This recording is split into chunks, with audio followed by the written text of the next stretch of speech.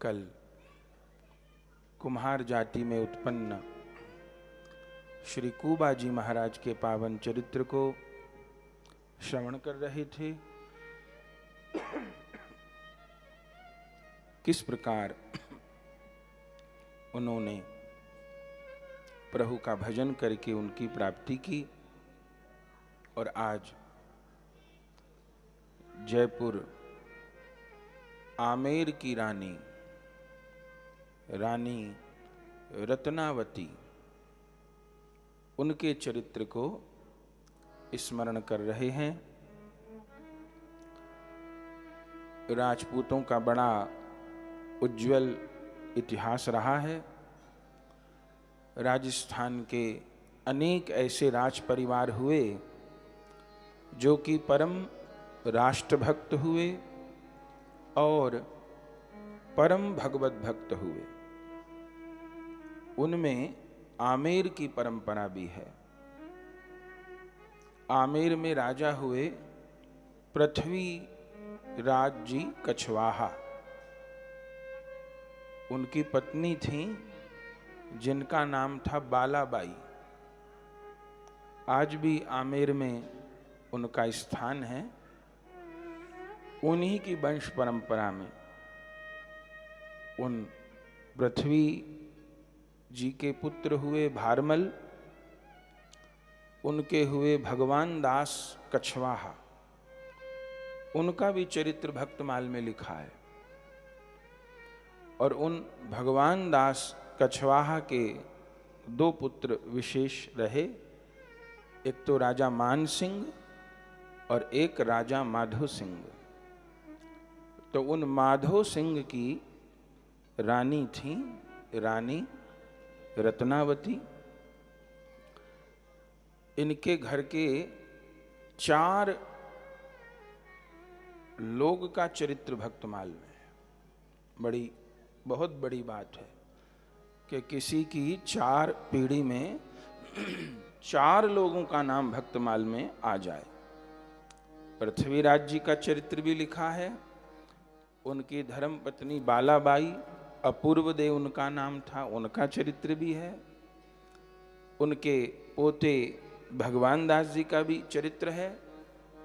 और फिर उन भगवान दास जी के छोटे बेटे की बहू रानी रत्नावती जी का भी चरित्र भक्तमाल जी में लिखा है। छप्पे संख्या 142 में नाभा गोस्वामी जी ने रानी रत्नावती जी को स्मरण किया है। पृथ्वीराज निप कुल वधू भक्त भूप रत्नावती। पृथ्वीराज नृप कुल वधू भक्त भूप रत्नावती। पृथ्वीराज निप कुल वधू भक्त भूप रत्नावती। पृथ्वीराज नृप कुल वधू भक्त भूप रत्नावती। कथा कीर्तन प्रीत वीर भक्तन की भावे। साधु जी कथा कीर्तन प्रीत। साधु जी कथा कीर्तन प्रीत। साधु जी कथा कीर्तन प्रीत। साधु जी कथा कीर्तन प्रीत। धीर भगतन की भावे। वीर भक्तन की भावे। साधु जी महामहोत्सव मुदित। साधु जी महामहोत्सव मुदित। साधु जी महामहोत्सव मुदित साधो जी महामहोत्सव मुदित नित्य नंद लाल लड़ावे नित्य नंद लाड लड़ावे नित्य नंद लाल लड़ावे नित्य नंद लाड लड़ावे साधो जी मुकुंद चरण चिंतवन साधु जी मुकुंद चरण चिंतवन साधो जी मुकुंद चरण चिंतवन साधु जी मुकुंद चरण चिंतवन भक्त महिमा ध्वजधारी भक्ति महिमा ध्वजधारी भक्ति महिमा ध्वजधारी भक्ति महिमा ध्वजधारी साधो जी पति पर लोभ न कियो साधु जी पति पर लोभ न कियो साधो जी पति पर लोभ न कियो साधु जी पति पर लोभ न कियो टेक अपनी नहीं टारी टेक अपनी नहीं टारी टेक अपनी नहीं टारी टेक अपनी नहीं टारी भलपन सब विशेष ही आमेर सदन सुन खाजिती फलपन सबे विशेष ही आमेर सदन सुन खाजिती भलपन सब विशेष ही आमेर सदन सुन खाजिती फलपन सबे विशेष ही आमेर सदन सुन खाजिती पृथ्वीराज निप कुल वधु भक्त भूप रत्नावती पृथ्वीराज नृप कुल वधु भक्त भूप रत्नावती आहा पृथ्वीराज निप कुल वधु भक्त भूप रत्नावती पृथ्वीराज नृप कुल वधु भक्त भूप रत्नावती आहा भक्त भूप रत्नावती आहा भक्त भूप रत्नावती ओह भक्त भूप रत्नावती यहाँ भक्त भूप रत्नावती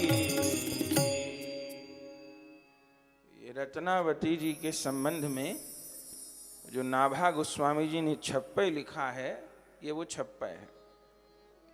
जैसे रामचरितमानस का गाकर के पाठ होता है, ऐसे भक्तमाल जी का भी गाकर के पाठ होता है। ये प्राचीन रीति है इस तरह छप्पय गाने की। ठाकुर जी प्रसन्न होते हैं भक्तों का छप्पय सुन के। और छप्पय में बीज रूप में उस महापुरुष का चरित्र रहता है। तो नाभा गोस्वामी जी तो छप्पय कहे हैं, और फिर श्री प्रियादास जी ने कवित्वों में भक्त चरित्र का विस्तार किया है। सबसे अधिक कवित्व जिन संतों के लिखे हैं, नरसी जी, नामदेव जी, उनमें एक रानी रत्नावती जी का भी नाम है, जिनके लिए सबसे अधिक कवित्व प्रियादास जी ने लिखे हैं। तो नाभा गोस्वामी जी ने क्या कहा? बोले पृथ्वीराज निप कुल वधू भक्त भूप रत्नावती।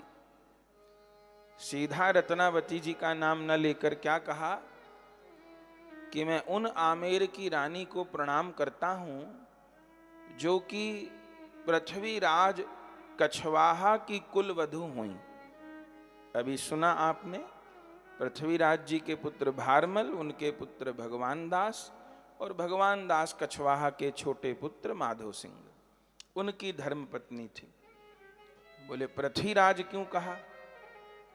बोले जो पृथ्वीराज कछवाहा थे वे महान भक्त थे, और सबसे बड़ी बात उनकी धर्मपत्नी जिनका नाम बालाबाई था वे भी महान भक्त थी। उनके चरित्र में भक्तमाल जी में लिखा है कि वो पृथ्वीराज जी पहले किसी तांत्रिक के चक्कर में पड़ गए, और वो तांत्रिक उल्टे सीधे काम उनको बताता रहता था। ये कर लो तुम्हारा राज्य बढ़ जाएगा, ये कर लो तुम्हारा ये हो जाएगा। वो बड़ा मानते थे उस तांत्रिक को। वहीं आमेर में नीचे कहीं रहता था जंगल में। लेकिन उनकी जो धर्मपत्नी थी अपूर्व दे बालाबाई जिनको कहा जाता है, वो पहले से ही जयपुर के संत गलता गादी के श्री कृष्णदास पहारी जी उनकी शिष्या थी। वो विवाह से पहले ही वो शिष्य थी उनकी, कृष्णदास पहारी जी महाराज की। तो वो तो वैष्णव थी। अब उनको लगता था कि ये मेरे पतिदेव किन चक्करों में पड़ गए तंत्र मंत्र के, आए दिन उस तांत्रिक के पास बैठे रहते हैं, वो तो गलत लोग होते हैं। वो समझाती थी लेकिन राजा समझते नहीं थे। राजा चाहता था मेरी रानी भी उसी तांत्रिक के पास चले।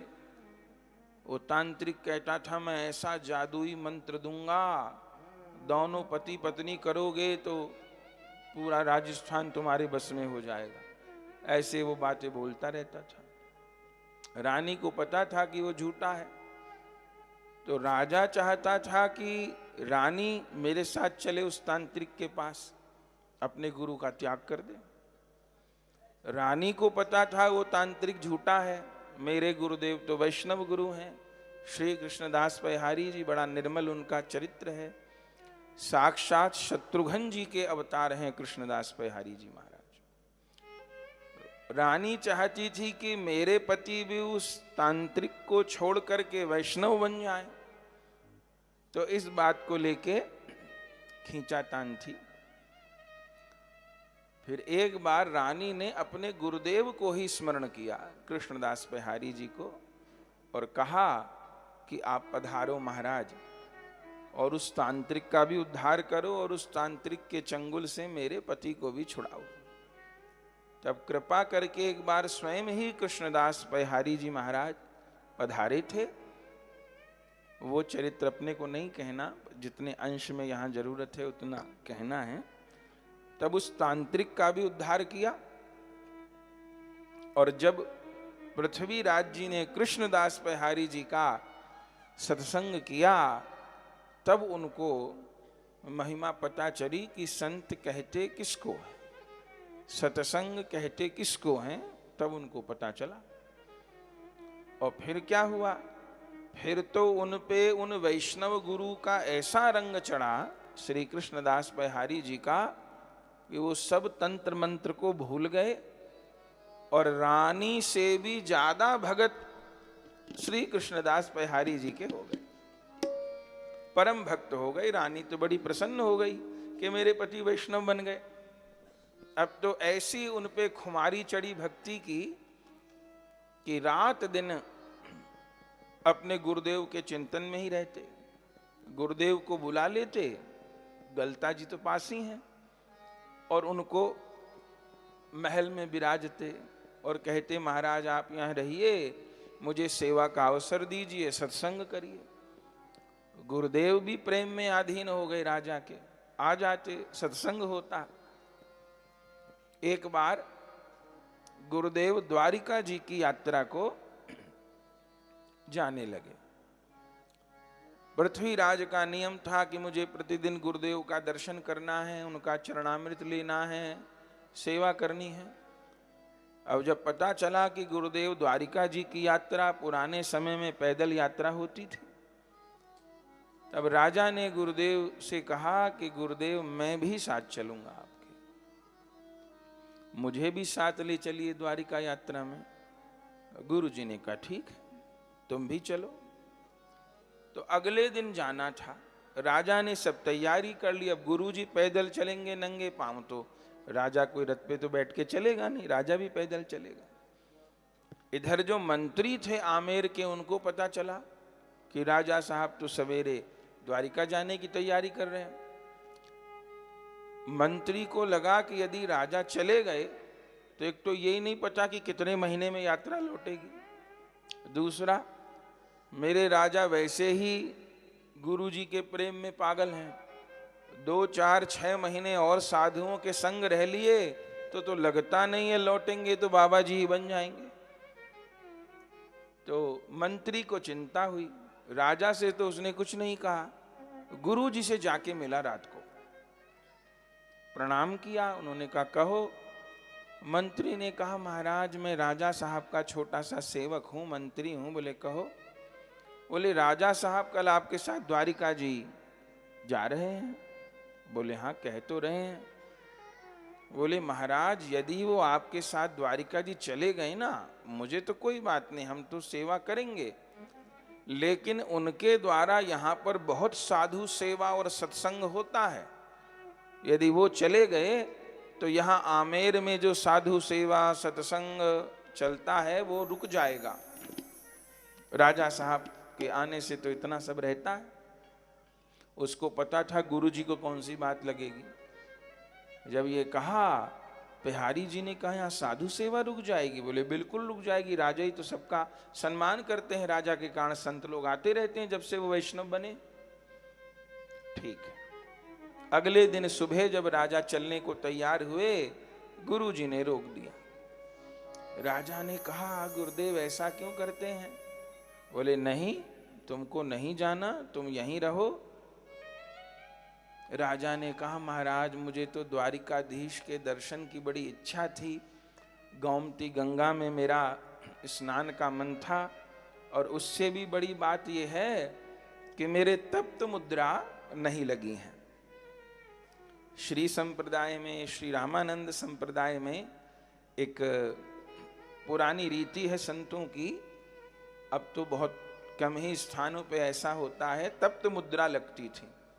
तप्त मुद्रा माने तपा करके वैष्णवों को, अवैष्णवों को नहीं, दीक्षा हो गई तो उनकी यहाँ भुजाओं में शंख चक्र गदा पद्म की मुद्रा लगती थी। पहले समय में जिसके तप्त मुद्रा लगी हैं उसी को ही ऐश्वर्य मार्ग का उपासक माना जाता था। तो वो मुद्रा लगती थी द्वारिका जी में, शंख चक्र गदा पद्म माने अब वो चतुर्भुज हो गए, पार्षद बन गए। तो राजा ने कहा कि मुझे मुद्रा भी लगवानी थी। तब गुरुदेव ने कह दिया तुम यहीं रहो, ठाकुर जी तुम्हारी सारी अभिलाषा यहीं पूरी करेंगे, पर साधु सेवा बढ़कर के है, और साधु सेवा को छोड़ के ठाकुर का दर्शन करने ना जाओ। जब साधु सेवा और ठाकुर सेवा आमने सामने आ जाएं, संत सेवा और ठाकुर सेवा दोनों आमने सामने आ जाएं, तो भक्तमाल जी का सिद्धांत यह है कि ठाकुर सेवा को पीछे कर दे, संत सेवा को पहले कर। ये भक्तमाल जी का सिद्धांत है। तो बोले यहां रह के साधु सेवा करो। तो बोले ठीक है महाराज। अब चले गए गुरुदेव द्वारिका जी, और पृथ्वीराज जी वहीं पर रह गए। धीरे धीरे करके समय बीता, और इधर जिस दिन कृष्णदास बिहारी जी द्वारिका जी पहुंचे, जिस दिन गुरु जी ने वहां द्वारिका जी में दर्शन किया, उसी दिन द्वारिकाधीश ने यहीं आमेर में पृथ्वीराज के महल में प्रत्यक्ष हो करके पृथ्वीराज को दर्शन दिया। पृथ्वीराज का महल प्रकाश से, सुगंध से भर गया। पृथ्वीराज को साक्षात दर्शन द्वारिकाधीश जी ने दिया। पृथ्वीराज की इच्छा थी कि मैं गोमती में स्नान करूं, द्वारिका जी में गोमती गंगा स्नान होता है, तो ठाकुर जी वहीं महल में गोमती गंगा प्रकट कर दिए। महल में कमर कमर जितना पानी बहने लग गया। राजा ने स्नान किया, ठाकुर जी का दर्शन किया, चरण स्पर्श किए। फिर तीसरी इच्छा थी कि तप्त मुद्रा लगे, तो ठाकुर जी स्वयं, द्वारिकाधीश तो शंख चक्र गदा पद्म धारण करते हैं ना, तो ठाकुर जी स्वयं राजा के यहां भुजाओं पे शंख चक्र गदा पद्म चिन्ह दे दिए, मुद्रा लगा दिए। और ज्यों राजा सवेरे उठे, दर्शन के आनंद में विभोर, सारा शरीर जल से भीग रहा था। द्वारिकाधीश की छवि आंखों में बसी थी और चिन्ह तप्त मुद्राओं के भुजाओं पे अंकित थे। विभोर हो गया, महल में जली जल हो रहा। रानी आई और जो देखा राजा को चरणों में प्रणाम किया। धन्य है, मेरे पति तो धन्य हैं, ये तो कहां पहुंच गए। और बाद में फिर जब यात्रा करके गुरुदेव लौटे और जब उन्होंने देखा कि पृथ्वीराज के तो चिन्ह प्रकट हो गए, तो हृदय से लगा लिया और कहा, तुम पर पूरी कृपा हो गई द्वारिकाधीश भगवान की, यहीं संत सेवा करते में पूरी कृपा हो गई। तो पृथ्वीराज जी को घर बैठे दर्शन हो गया। अब उनकी धर्म पत्नी बालाबाई, फिर गुरुजी आए, आते रहते थे। एक बार गुरुजी की यात्रा हुई बद्रीनाथ जी की, वे तो भ्रमण करते रहते थे। राजा ने इस बार भी कहा, तो गुरुदेव ने कहा ठीक है, इस बार चलो। तो राजा साहब, गुरुदेव को दूसरे मार्ग से जाना था, राजा साहब अपने लाभ लश्कर के साथ बद्रीनाथ जी जाने को तैयार हुए। इधर जो रानी थी, अपूर्व दे तब तक उनका नाम था, तो उन्होंने राजा को कहा कि महाराज मुझे भी ले लो, मैं भी कभी बद्रीनाथ जी नहीं गई। राजा को मन में पता नहीं क्या आया, उस समय इतनी सहज भी नहीं थी बद्रीनाथ जी की यात्रा, आज जैसी तो थी नहीं, बड़ी कठिन यात्राएं थी। तो राजा ने कहा वो इतनी यात्रा सहज नहीं है, और लश्कर में एक भी स्त्री नहीं है, बियाबान है, संकट भी हो सकता है, आक्रमण भी हो सकता है, तो स्त्री का जाना ठीक नहीं है, तुम यहां रहो, फिर कभी देखेंगे, बद्रीनाथ जाने का हट न करो। तो राजा ने रानी को मना कर दिया। अब रानी ने दोबारा कहा नहीं, राजा साहब चले गए। तो अपूर्व दे जो रानी थी वो रह गई। अब मन में क्या सोच रही, हे गुरुदेव, जब आप मेरे पति को घर बैठे द्वारिकानाथ का दर्शन करा सकते हो, तो मैं तो इनसे बहुत पहले दीक्षित थी, पीहर में ही दीक्षित हो गई थी, तो जैसे इनको द्वारिकानाथ का दर्शन कराया, मुझे बद्रीनाथ का करवा दो, ऐसा कहा। गुरुदेव समर्थ थे, कृपा किए।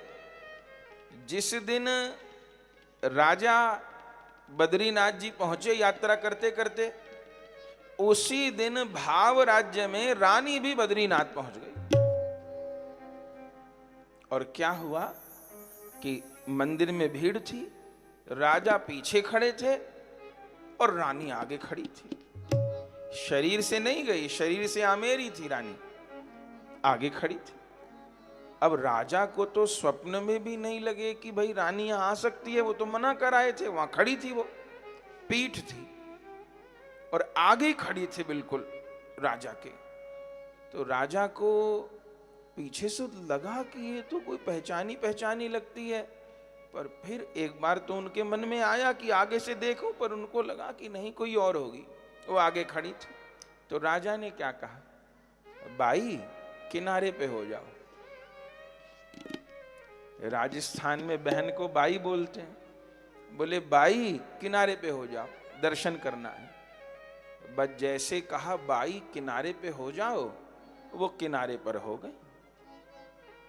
राजा ने अच्छे से दर्शन कर लिया और करके फिर वो लौटे।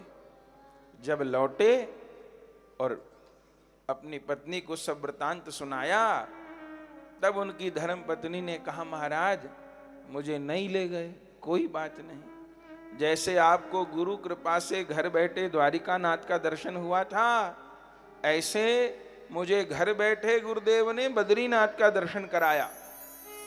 बोले तुमने कैसे किया, क्या प्रमाण है? तब रानी ने कहा, जो आपके आगे वहां मंदिर में खड़ी हुई थी वो मैं ही थी, जिसे आपने कहा कि बाई हट जाओ। बलिहारी। बोले तुम थी वो? तब तो राजा को ध्यान आ गया, चौंक गए, संदेह तो उनको था। बोले तुम थी? बोले हाँ मैं थी, आपके आगे खड़े होकर दर्शन कर रही थी बद्रीनाथ भगवान का। आपने मुझे कहा बाई हट जाओ। बोले हाँ कहा था। तो रानी ने राजा को कहा, देखो अब ठाकुर जी के आगे मुझे बाई बोल दिया, अब बाई ही बन के रहूं। ये आमेर के राजा की कथा है। आज भी ये कहानी, ये कथा वहां गाई जाती है, बालाबाई की। बोले ठाकुर जी के आगे मुझे बाई बोला है, अब मैं बाई ही बन करके रहूंगी। और तब उनका नाम हो गया बालाबाई, बलिहारी। और तब उनका यही भाव रहा, भाव ही पलट गए। पत्नी के प्रति उनका बहन भाव हो गया कि ठाकुर जी के आगे बहन बोल दिया तो अब बहन का ही भाव रहेगा। तो ऐसे प्रतापी ये राजा हुए पृथ्वीराज जी और उनकी धर्म पत्नी बालाबाई। रत्नावती जी के चरित्र में कहना रत्नावती जी का चरित्र है, और प्रारंभ कहां से कर रहे हैं? पृथ्वीराज निप कुल वधु भक्त भूप रत्नावती।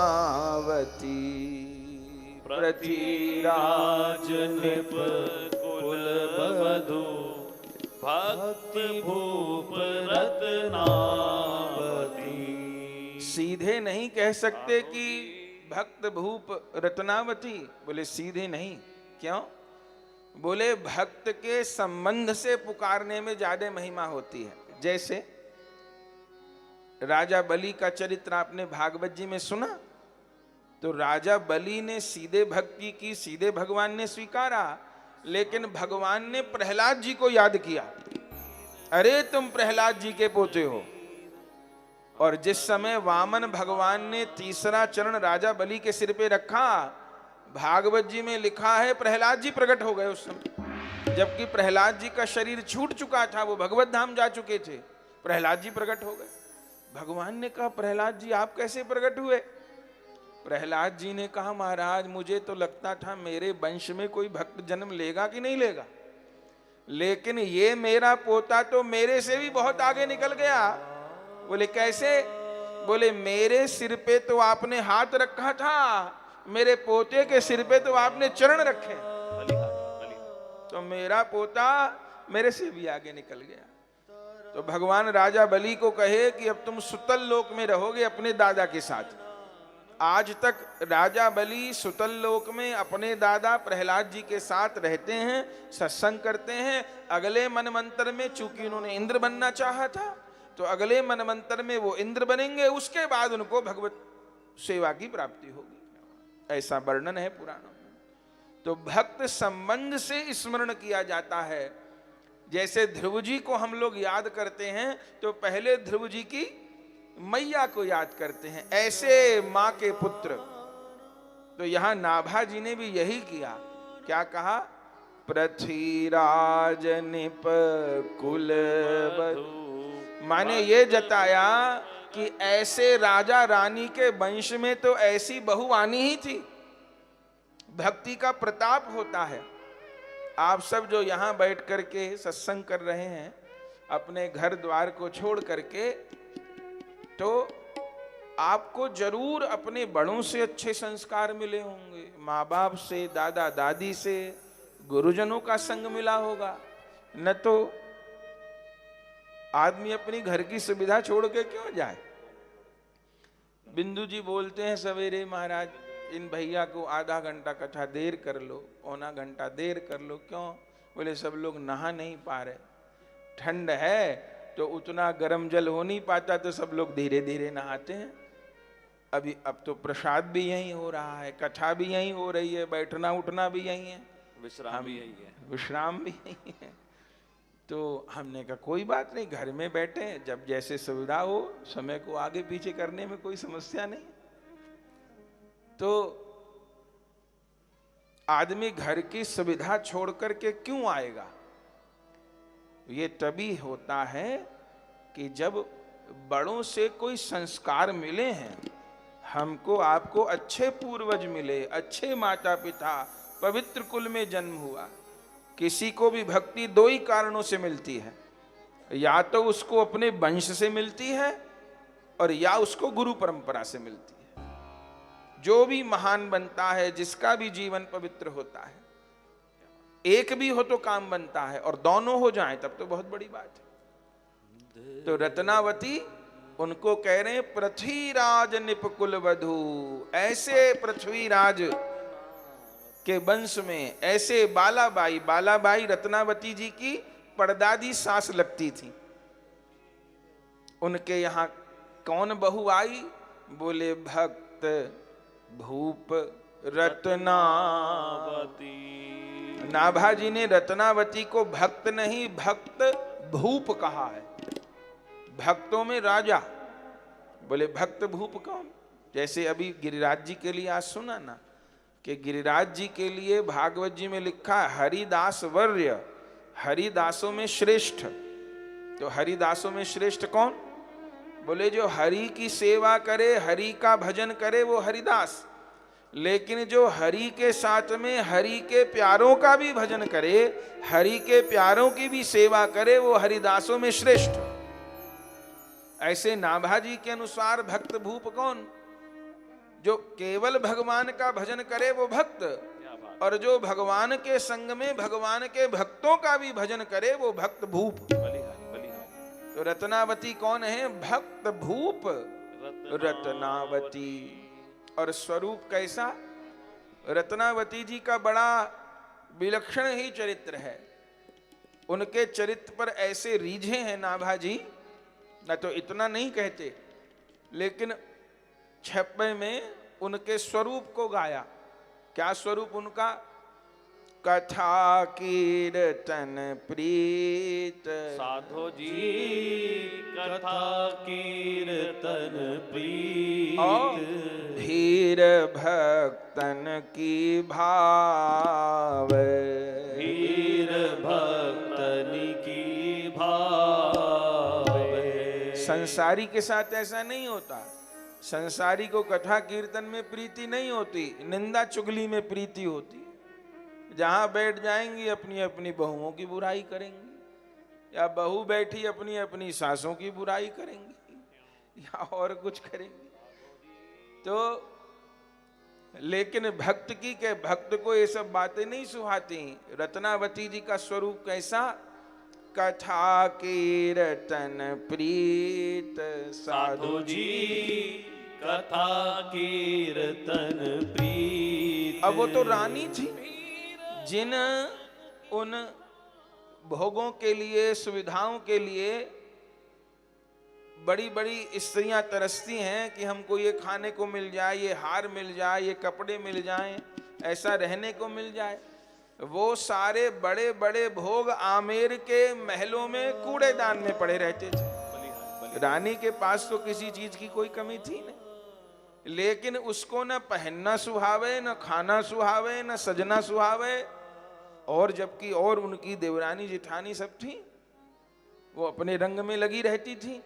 लेकिन रानी का कैसा? रानी को कथा कीर्तन प्रीत साधु जी, कथा कीर्तन प्रीत। कथा प्रिय लगती और कीर्तन प्रिय लगता।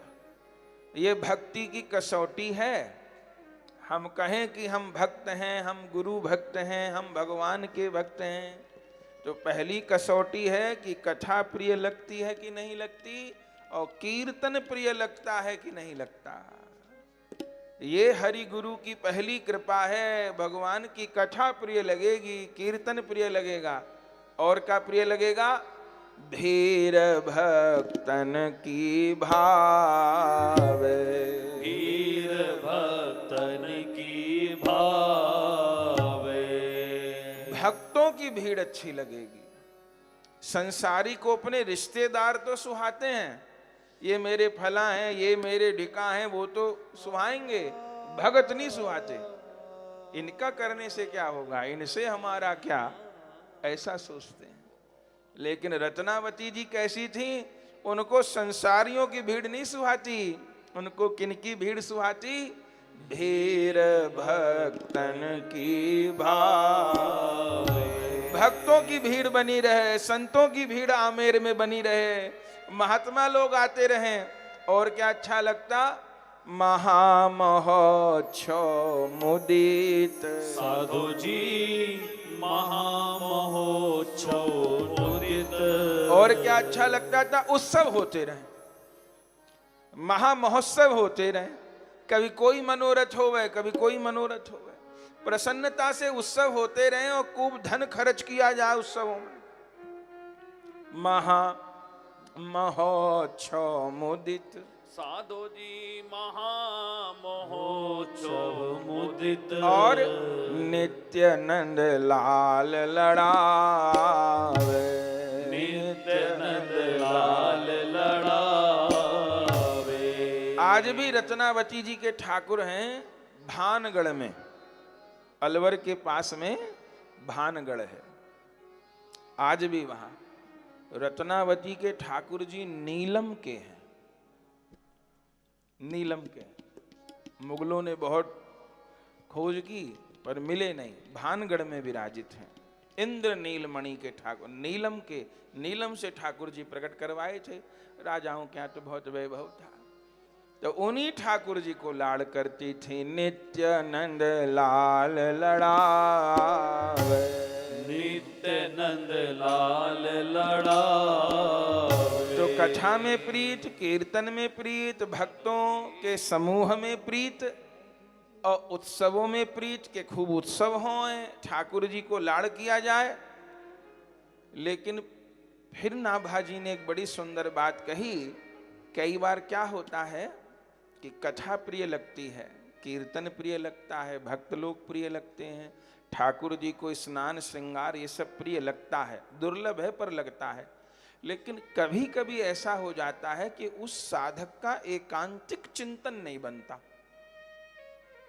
माने सबके बीच में बैठ के कथा तो सुन लेंगे, कीर्तन तो कर लेंगे, ठाकुर जी की सेवा भी कर लेंगे, सबको जिमा भी देंगे, लेकिन कहीं प्रभु का चिंतन करने बैठ गए तो मन उड़ा उड़ा डोलेगा। चूंकि रात दिन व्यवस्थाओं को देखते हुए फिर मन अंतर्मुखी नहीं हो पाता। लेकिन नाभाजी ने अगली पंक्ति में क्या कहा रत्नावती के लिए कि कथा भाव है, कीर्तन भाव है, भक्तों की भीड़ भाव है, उत्सव महोत्सव भाव है, ठाकुर को लाड़ करती। लेकिन जैसे ही समय मिलता, अब एकांत में तो जाती थी अपने कमरे में, महल में, तो कैसी स्थिति थी? साधो जी मुकुंद चरण चिंतवन, साधो जी मुकुंद चरण चिंतवन, साधो जी मुकुंद चरण चिंतवन, साधो जी मुकुंद चरण चिंतवन। भक्ति महिमा ध्वज धार, हाँ भक्ति महिमा ध्वज धार। नाभा गोस्वामी जी कहते हैं रानी रत्नावती का कैसा स्वरूप, उनके चरित्र का प्रकाश उनके छप्पे में ही किया गया है, उनके गुणों को बताया गया है। आप कहेंगे इन बातों को सुनने से क्या होगा? इस चर्चा को सुनने से ये होगा, ये पता चलेगा कि ये ग्रस्त में रहने वाली महिला, बाल बच्चों के बीच में रहने वाली महिला कैसे भजन कर सकती है, बलिहारी इतनी ऊंचाई को प्राप्त कर सकती है कि नाभाजी भक्तमाल में नाम लिखे। क्या बात। भक्तमाल में नाम आना छोटी बात नहीं है, क्योंकि भक्तमाल में भगवत प्राप्त महापुरुषों के चरित्र लिखे हुए हैं। ऐसे नहीं, मानिए जिनके 100 में से 100 नंबर आए, टॉपर्स के चरित्र लिखे हैं, 100 में से 90 नंबर आए तो नहीं लिखे। तो एक घर गृहस्थी में रहने वाली, बाल बच्चों के बीच में रहने वाली रानी की ऐसी स्थिति हो जाए तो कथा कीर्तन ठाकुर सेवा उत्सव महोत्सव खूब भाते, लेकिन उसके साथ जहां बैठी मानो सबके बीच बैठी हैं और थोड़ी देर को भी आंख बंद कर ली तो वहीं जाके मोहन में मन उनका लग जाता। आंख बंद करते और उनको कुछ याद नहीं आता कि ऐसा है वैसा है ना, ऐसी स्थिति उन्होंने कर ली। साधो जी मुकुंद चरण चिंतवन, साधु जी मुकुंद चरण चिंतवन, भक्ति महिमा ध्वज धारी, भक्ति महिमा ध्वज धारी। चरण चिंतवन के बाद में ये क्यों कहा भक्ति महिमा ध्वजधारी? कथा कीर्तन में प्रीति, महोत्सवों में प्रीति, तब नहीं कहा भक्ति उनकी ध्वजा फहर गई भक्ति की। चिंतवन के बाद ही क्यों कहा कि भक्ति महिमा ध्वजधारी? ये प्रश्न हो सकता है। उत्तर ये है कि भागवत जी में सुनते हैं ना, 9 में 3 भक्ति मुख्य हैं, श्रवण भक्ति, कीर्तन भक्ति और स्मरण भक्ति। और तीनों भक्ति उत्तरोत्तर कुछ कठिन है। कथा में सबसे जल्दी मन लगेगा, वो कथा में मन लगता है ग्रंथ की कृपा से, संत की कृपा से। फिर उससे कठिन है कीर्तन में मन लगना अपेक्षाकृत कथा से, फिर कीर्तन में भी लग जाता है किसी किसी का, लेकिन सुमिरन चिंतन में बड़ी कठिनाई होती। अभी एकांत में प्रभु का ध्यान करने लगे तो मन सारे रंग दिखा देगा थोड़ी देर में। तो क्या हुआ कि 3 एग्जाम थे, 2 में पास हो गए, 1 में रह गए। लेकिन रत्नावती कैसी थी जो तीनों पेपर में 100 में से 100 नंबर ले आए। ओ मुकुंद चरण चिंतवन, निरंतर मुकुंद के चरण चिंतन में वो निमग्न रहती। तब नाभाजी ने क्या कहा? भक्ति महिमा ध्वज धारी। उनके भक्ति की महिमा की ध्वजा लहरा गई। भक्ति महिमा ध्वज धारी, भक्ति महिमा ध्वज धारी। अब आगे इससे भी विशेष बात कही। बोले पति पर लोभ न कियो, साधु जी पति पर लोभ न कियो, टेक अपनी नहीं टारी, टेक अपनी नहीं टारी। और कैसी स्थिति उनकी हो गई गृहस्थ में रहते हुए कि उनका मोह कहीं नहीं रह गया। ये सबसे बड़ी कठिन बात है। न तो भक्ति खूब कई बार हो जाती है, लेकिन मोह तो नहीं जाता। मोह तो पैसे में, सामान में, बेटा बेटी में, शरीर में, इन्हीं में अटका रहता है। लेकिन रत्नावती जी की बड़ाई ये थी कि उन्होंने लोभ पर भी विजय पाली। पति पर लोभ न कियो, साधु जी पति पर लोभ न कियो, टेक अपनी नहीं टारी, टेक अपनी नहीं टारी। उनको जो उनके गुरु ने टेक पकड़ा दी वो भगवान की माया से भी पार हो गई। भगवान की ही कृपा से मोह माया से ऊपर उठ गई। बोले ऐसा क्यों कहा?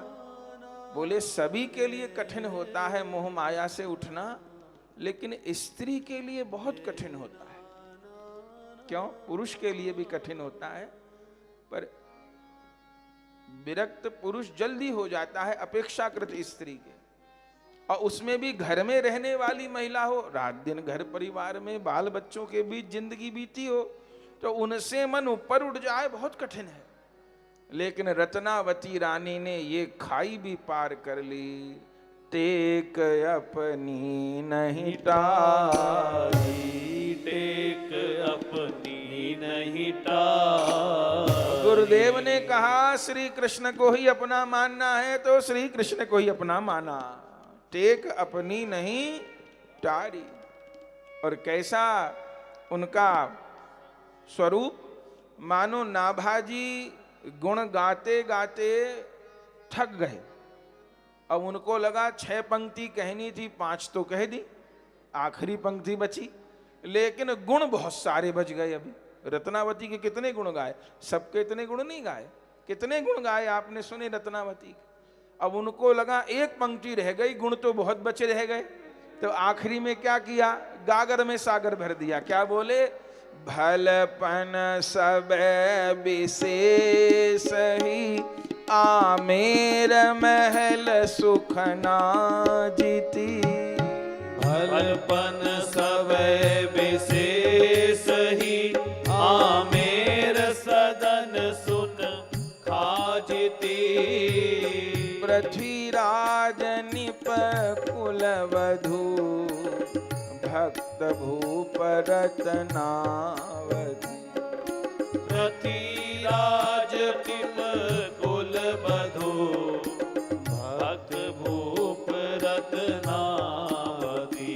क्या कहना, लगा नाभाजी को पंक्ति 1 रह गई, अब बाकी गुण कैसे कहूं, तो आखिर में कहा भलपन सबे विशेष ही। जितने भी भलपन, भलपन माने भक्ति मार्ग की भलाइयां हो सकती हैं, गुण हो सकते हैं, वे सारे भलपन, वे सारे गुण रत्नावती जी में भरपूर रूप से रहे।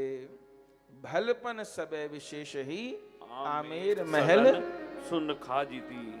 आमेर सदन सुनखा जीती। सुनखा जीती वो सुनख राजा की पुत्री थी, इसलिए कहा उनको सुनखा जीती। आमेर में रहने वाली रानी भक्तों में भूप हो गई।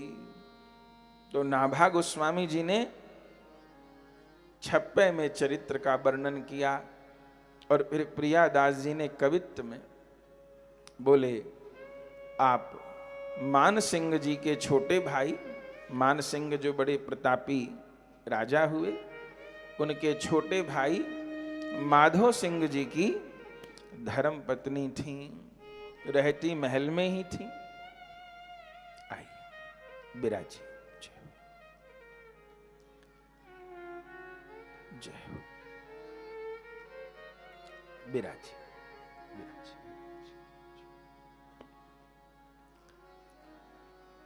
तो महल में ही रहती थी, लेकिन प्रियादास जी ने वर्णन किया ये सब भक्ति आई कहां से उनमें, ये सब गुण उनमें आए कहां से।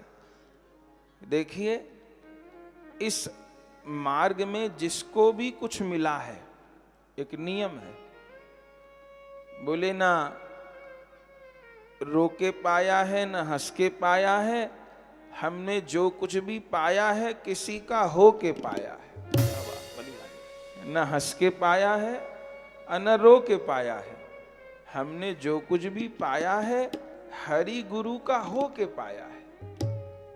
तो रत्नावती जी में इतने गुण, उनके कोई पूर्व जन्म की वार्ता तो लिखी नहीं कि पूर्व जन्म में कोई भक्त थी, शायद रही हो पर ऐसा तो भक्तमाल में लिखा नहीं। अगर पूर्व जन्म की भक्त होती तब तो अचंबा नहीं था, पूर्व जन्म की भक्ति उनको मिल गई, पर ऐसा नहीं लिखा हुआ। और जहां उनका जन्म हुआ उसका भी वर्णन नहीं किया कि उनके शरीर के माँ बाप कोई बहुत बड़े संत थे तो वहां से मिल गया हो।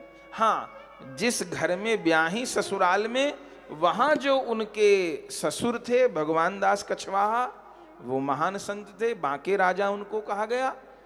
और उनके जो परदादा ससुर और परदादी सास थी वो संत थे, लेकिन उनको तो देखा ही नहीं था पृथ्वीराज जी को। और बहू कोई अपने ससुर का संग तो करेगी नहीं, तो भगवान दास उनके ससुर बहुत भक्त थे, लेकिन उनका भी संग लाभ हुआ हो तो ऐसी बात तो नहीं। तो प्रियादास जी प्रश्न करते हैं कि फिर ये भक्ति मिली कहां से। एक पक्की बात है कि भक्ति को पैदा नहीं किया जाता, भक्ति को प्राप्त किया जाता है, अचीव नहीं किया जाता, रिसीव किया जाता है। अपने साधन के बल पर जो प्राप्त किया जाता है ज्ञान प्रेम इत्यादि, उसके लोप हो जाने का भय रहता है। एक हवा का माया का झोंका आएगा, सबरी अग्नि को बुझा के चला जाएगा। कितने ऐसे उदाहरण ग्रंथों में लिखे। विश्वामित्र जी जब हठ पूर्वक तपस्या कर रहे थे, कितने बरस उन्होंने तपस्या की, और जरा सी अप्सरा आई, नाची गाई, सब ले गई। तो ऐसे कितने चरित्र हैं। तो अपने साधन के बल पर जिसको प्राप्त किया जाता है, जिस स्थिति को, उसके डगमगाने की संभावना बनी रहती है। और आश्रित होके, हरि गुरु के शरणागत होकर के जिस कृपा को प्राप्त किया जाता है, जिस प्रेम को प्राप्त किया जाता है, वो बना रहता है। इसलिए जो भक्ति वाला मार्ग है ये बहुत सुगम है। इसलिए गोस्वामी जी कहते हैं, राम नाम मणि दीप धर, जीह देहरी द्वार, तुलसी भीतर बारे जो चाहसी उजियार। राम नाम को मणि दीप कहा। तो रत्नावती को भक्ति कहां से मिली? तो रत्नावती जी के चरित्र में प्रियादास जी ने कहा है कि वो तो हाँ पवित्र अंतःकरण रहा होगा, पर जैसे सब रानियां थी ऐसी ही रानी थी। तो हुआ क्या, ऐसा रंग लग गया? बोले उनके महल में उनकी एक दासी रहती थी। रानियों के यहाँ तो बहुत दासी रहती थी, तो वो दासी रहती थी। वो जो दासी थी वो वैष्णव थी। उसके लिए 252 वैष्णव वार्ता में ऐसा लिखा है कि वो दासी गोसाई विठल नाथ जी की शिष्या थी, गोवर्धन नाथ जी की भगत थी, लेकिन दासी परिवार में उसका जन्म हुआ था। और गुरु गोसाई विठल नाथ जी का उसको सत्संग प्राप्त हुआ था, उनसे ब्रह्म संबंध प्राप्त हुआ था। और वो अपनी जीविका निर्वाह के लिए रानी के यहाँ राजमहल में नौकरी करती थी। लेकिन उस दासी पर कृपा थी गुरुदेव की बहुत। और कृपा का परिणाम क्या हुआ कि अब राजमहल में तो दासी को छूट नहीं थी कि वो कीर्तन करने लग जाए, माला करने लग जाए। तो वो अपने आप को दबाए रखती थी, अपनी भक्ति को प्रकट नहीं करती थी। लेकिन जैसे उसको भगवान की स्मृति होती थी उस दासी को, तो उसके मुख से आह भर के प्रभु का नाम निकलता था। कौन से नाम लेती थी? प्रियादास जी ने वर्णन किया है। हा वृंदावन चंद्र, हा युगल किशोर, हे नंद नंदन, हे गिरिराज धरन, हे राधा रमण। ऐसे नाम उसके मुख से निकलते थे। श्वास श्वास पे नाम ले, वृथा श्वास नहीं खोए, जाने फिर या श्वास को आवन हो न हो। तो वो निरंतर भीतर भीतर नाम जपती थी, और जब उसको टीस होती थी, भगवान का विरह जागता था, तब उसके मुख से नाम निकलता था। और जब वो नाम पुकारती थी, सामान्य व्यक्ति भी वही कीर्तन करे और कोई संत भी भगवान का नाम पुकारे, आप देखेंगे जमीन आसमान का अंतर होगा। एक सामान्य व्यक्ति भगवान नाम करे, भगवान नाम की महिमा कम नहीं है, लेकिन एक सामान्य व्यक्ति करे और एक महापुरुष करे, अलग बात होगी, बिल्कुल अलग बात होगी। उनके उच्चारण में उनके प्रेम की पीर झलकेगी। तो वो जो दासी थी ऐसे तो चुप रहती थी, लेकिन बीच बीच में मानो अंगड़ाई हिली, मानो जुमाई आई, मानो कुछ काम करते करते बैठ गई, तो वही महल में हा गोवर्धन ऐसे, हा लाडले लाल, हे श्याम सुंदर, हे वृंदावन चंद्र, ऐसा उच्चारण वो करती थी। एक बार रानी रत्नावती के कान में वो करुण स्वर चला गया। वो लेटी थी, सेवा में वो रहती थी निकट, और वो पास में बैठी थी। अचानक उसकी रात को नींद खुली और दासी बैठी थी कोने में सुकड़ी हुई और नाम पुकार रही थी, नाम पुकार रही थी, नंदलाल गोपाल दयाल हरि। नंदलाल गोपाल दयाल हरि। मुझे वृंदावन बुलवा तो सही, मुझे वृंदावन बुलवा तो सही। एक रूप की झलक दिखा तो सही, एक रूप की झलक दिखा तो सही। नेक मुरली मधुर सुना तो सही, नेक मुरली मधुर सुना तो सही। नंदलाल गोपाल दयाल हरि। नंदलाल गोपाल दयाल हरि। मुझे वृंदावन बुलवा तो सही, मुझे वृंदावन बुलवा तो सही। ये करुण स्वर रानी के कान में चले गए दासी के, और तुरंत चौंक के रानी उठी और धीरे धीरे चल के दासी के पास आई। क्या देखा, आधी रात है और वहीं अपने बिछौने पर ही लेटी हुई है, माने महल में ही रहती थी सेवा में, रानी को कब काम पड़ जाए, और बैठी है अपने बिछौने पे ऐसे कमलिया ओढ़े और आंख बंद है, अमुह लाल हो रहा है, आंखों से आंसू बह रहे हैं, और हा वृंदावन चंद, हा गिरिराज धरण, हा गोवर्धन नाथ कह के रो रही। रानी तो वहीं बैठ गई और दासी का हाथ पकड़ लिया। दासी चौंकी, आज तो पकड़ी गई। रत्नावती ने कहा, ये क्या करती है तू? दासी ने कहा, कुछ नहीं महारानी जी, कुछ नहीं, वह नींद नहीं आ रही थी, बात को छिपाने लगी, घर में ऐसी बात हो गई थी, ऐसा हो गया था, वैसा हो गया था, छुपाने लगी। रानी ने कहा, नहीं, ये तेरी आह सामान्य तो नहीं है, और ये तू क्या बोलती थी, ये तू क्या गाती थी, तू क्यों रोती है, बता।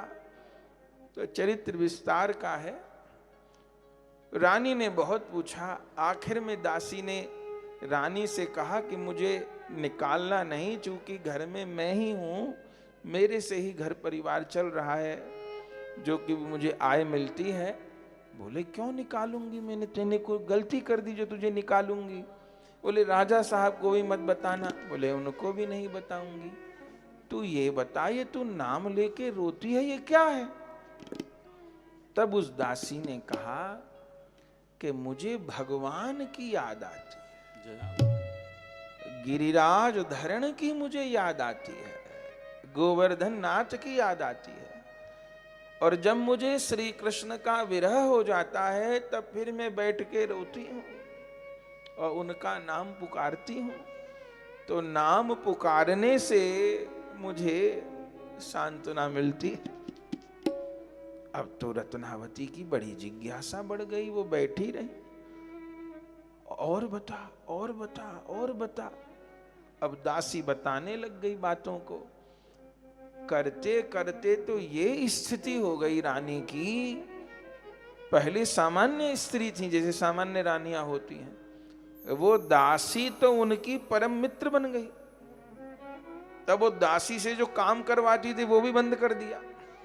अब रात दिन उसी दासी के साथ बैठ के, और दासियों को हटा दिया, रात दिन उसी दासी के साथ बैठ के भक्ति की चर्चा करें, सत्संग की चर्चा करें, गोवर्धन नाथ की चर्चा करें। वो दासी सुनावे। और बड़ा अद्भुत चरित्र है रानी रत्नावती जी का। आप पढ़िएगा भक्तमाल में, छप्पे संख्या 142 में वर्णन है। उस दासी के मुख से ये जो प्रेम है ये संक्रमण से फैलता है। इसलिए सत्संग की महिमा है। प्रथम भक्ति संतन कर संगा, दूसरे रतिमम कथा प्रसंगा। संसार में भी तो संक्रमण से बहुत रोग फैलते हैं, आई फ्लू और क्या क्या, कोरोना का तांडव तो देख ही चुके हैं। ऐसे प्रेम भी संक्रमण से फैलता है। उस दासी का संग करते करते, उससे चर्चा सुनते सुनते क्या हुआ, दासी को तो रंग लगा हुआ था, रानी को और रंग लग गया। भैया, जब दारू पीने वाला दारू पीना सिखा देता है, जुआ खेलने वाला जुआ खेलना सिखा देता है, और गलत काम करने वाला गलत काम सिखा देता है, तो प्रेमी का संग ठाकुर जी से प्रेम करना सिखा ही देता है। भगवान के विरह में रोने वाले का संग गोविंद के लिए रोना सिखा ही देता है। अब रानी की आंखों से भी आंसू गिरने लगे, और वो दासी तो उनकी प्राण सखी हो गई। और भक्त माल जी में लिखा है, उस दासी को रानी गुरु कहने लग गई। सबके सामने तो सामान्य रहती थी, सबको बाहर निकाल देती थी, और ये स्थिति हो गई। उस घर में काम करने वाली दासी को तो ऊंचे पलंग पर बिठाने लग गई, और रानी रत्नावती नीचे बैठने लग गई। और वो दासी भी परम भक्त थी। अब उससे रात दिन चर्चा होती। वो कहती, महाराज मैं तो 2 टके की हूं, मैं तो बहुत गरीब औरतें हूं, जाने आप क्या कितने मेरी जैसी नौकरी के। बोले ना, जिससे ज्ञान लेना है उसको ऊंचे पे बिठाना होगा, जिसको ज्ञान लेना है उसको नीचे पे बैठना होगा। जिससे ज्ञान लेना है उसको ऊंचे पे बिठाना। ऊंचे पे बिठाती रानी, नीचे पे बैठती। और वर्णन तो बहुत लिखा है प्रियादास जी ने। वो खूब रंगी हुई थी दासी। अब भक्ति तो कहीं भी प्रकट हो सकती है। अब रानी पूछती, वो रसिकों के चरित्र सुनाती, रूप सनातन गोस्वामी जी के चरित्र सुनाती, मीराबाई जी तब तक हो चुकी थी, मीराबाई जी की कथाएं सुनाती, कुंभन दास जी की कथा सुनाती, सूरदास जी की कथा सुनाती, भक्त महापुरुषों के रो के चरित्र जो जो उसने सुने थे, वैष्णवों के अपने गुरुदेव की कथा सुनाती। अब वो भक्त कथा सुनते सुनते, कीर्तन कथा सुनते सुनते रानी तो ऐसी हो गई कि दासी कहे बैठना तो बैठना, दासी कहे उठना तो उठना, दासी कहे सोना तो सोना। अब तो कथा कीर्तन चले दासी और रानी के बीच में। और पूछती, अब बताओ, बहुत स्वाद आने लग गया, बहुत स्वाद आने लग गया। फिर दासी ने कहा कि यहां तक की चर्चा तो मैंने कर दी। वो कहती, तुम जो आंख बंद करके चिंतन करती है वो मुझे सिखाओ। तब उसने कहा, आंख बंद करके मैं गोवर्धन नाथ के रूप का, गिरिराज जी का चिंतन करती हूं। बोले वो भी सिखाओ। बोले वो भी सीखो। करते करते श्रवण भक्ति, कीर्तन भक्ति, स्मरण भक्ति तीनों रानी करने लगी। अब तो इतनी विह्वल हो गई, रानी ने कहा, मुझे मंत्र दो, मैं तुम्हें गुरु बनाऊंगी, मुझे दीक्षा दो, मेरा ब्रह्म संबंध कराओ। दासी ने कहा, नहीं, वो मेरी सामर्थ्य नहीं है। दीक्षा जरूर लो, लेकिन दीक्षा लेनी है तो मेरे गुरुदेव से ग्रहण करो। संयोग से उस समय गोसाई विठल नाथ जी आए हुए थे। तब दासी ने किसी प्रकार रानी रत्नावती का भी ब्रह्म संबंध करा दिया। गोसाई विठल नाथ जी से दीक्षा हो गई। सत्संग तो दासी का मिलता ही था। अब तो ऐसा रंग चढ़ा रानी के ऊपर कि अब दासी की तरह रानी भी रोवे और पुकारे गोवर्धन नाथ को। अब तो और अब अंत तो है नहीं, और लालसा बड़ी, और लालसा बड़ी। पूछती सब उन्हीं, उनको कहती थी गुरु। बोले गुरु जी अब बताओ कि अब क्या करना है। तब दासी ने कहा अब आप चाहो तो ठाकुर सेवा पधराओ, चूंकि आपके महल में सेवा नहीं है, आप सेवा करोगी ठाकुर जी की तो और आपका आनंद बढ़ेगा, आपकी और उन्नति होगी, प्रगति होगी। बोले ठीक है। तब भक्तमाल जी में लिखा है इंद्र नीलमणि मई प्रतिमा पधराई है। नीलमणि से माने नीलम से ठाकुर जी के श्री विग्रह प्रकट करवाए रानी ने। कमी तो थी नहीं किसी बात की, पर सब काम हो रहा था महल के भीतर ही। उनको विराजमान कर लिया नीलमणि ठाकुर जी को, दासी के संग सेवा करने लगे सुबह से शाम तक। और रंग चढ़ गया ठाकुर सेवा करते करते। फिर दासी से पूछा कि मुझे सेवा करके बहुत आनंद आता है, स्वप्न में भी अनुभूति होती है, कीर्तन कथा में बहुत आनंद आता है,